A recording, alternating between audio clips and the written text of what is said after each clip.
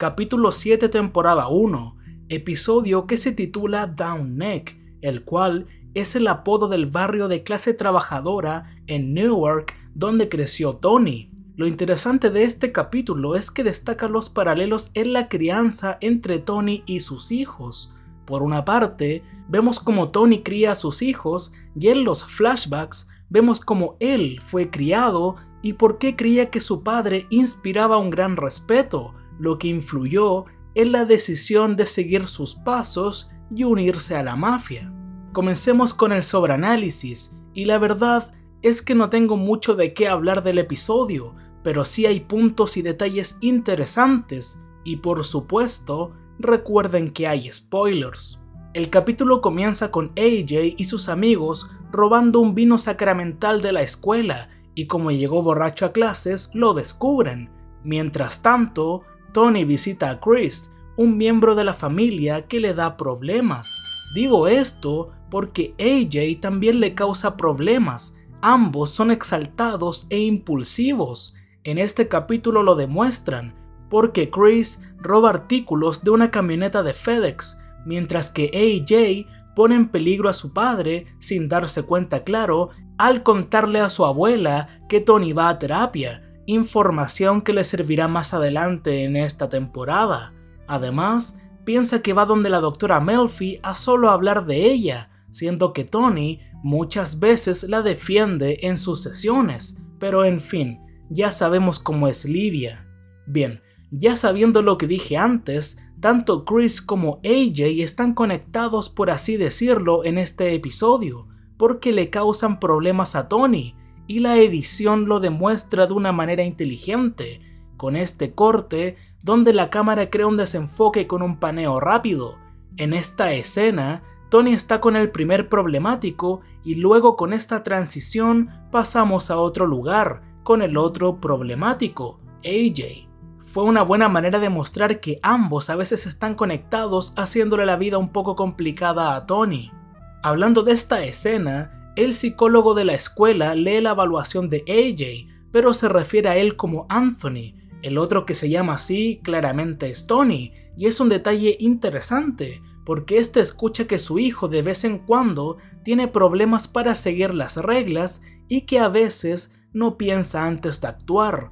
Tony escucha esto algo incómodo porque sabe que es culpable de ese comportamiento, y que el psicólogo diga Anthony en lugar de AJ puede hacer a Tony más culpable, porque indirectamente esas palabras pueden relacionarse con él. Tanto Tony como su hijo son problemáticos y no piensan antes de actuar.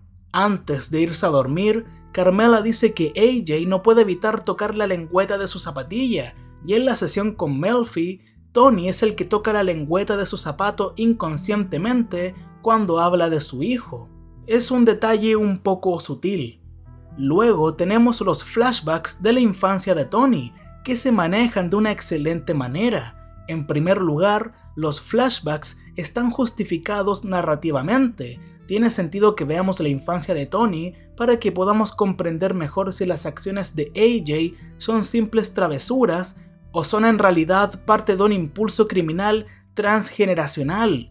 En segundo lugar, los flashbacks se manejan con una gran atención al detalle. Un pequeño ejemplo, cuando Tony traga un Prozac, comienza el primer flashback y está musicalizado con White Rabbit de Jefferson Airplane, y la letra empieza con una pastilla te hace más grande y una pastilla te hace más pequeño, y las que te da tu madre no sirven para nada.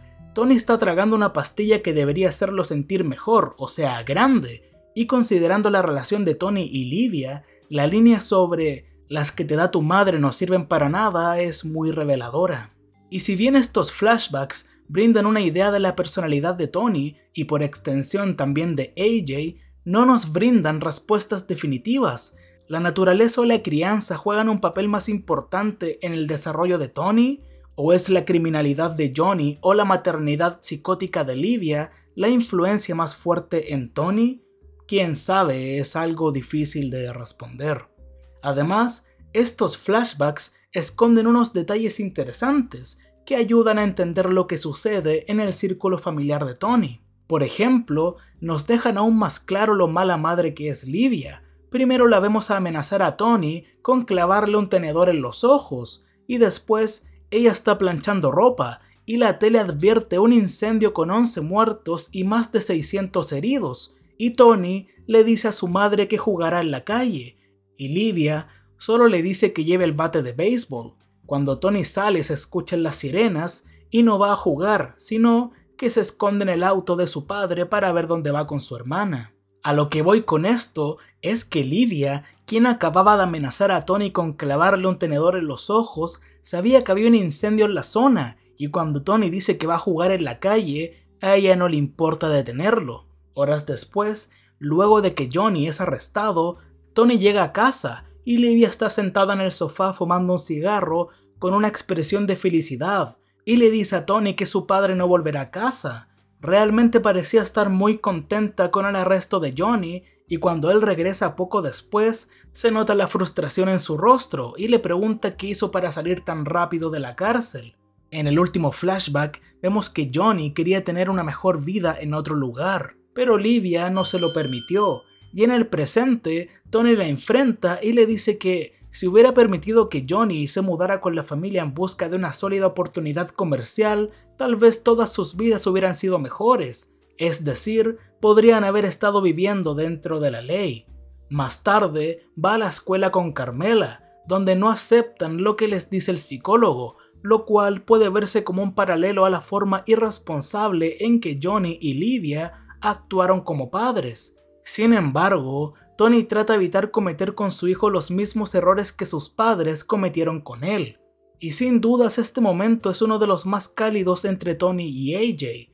Después de hacerle saber a su hijo que la vida no es justa, la cual es una de las principales filosofías de Tony, y también que AJ necesita ser castigado, va y le prepara un helado. Realmente está tratando de endurecerlo y al mismo tiempo hacerle saber que aunque las cosas están mal en este momento, no todo es tan malo, y le prepara un helado. Además, suena la misma canción del primer flashback, pero Tony esta vez no traga un Prozac, sino crema batida, es un buen detalle.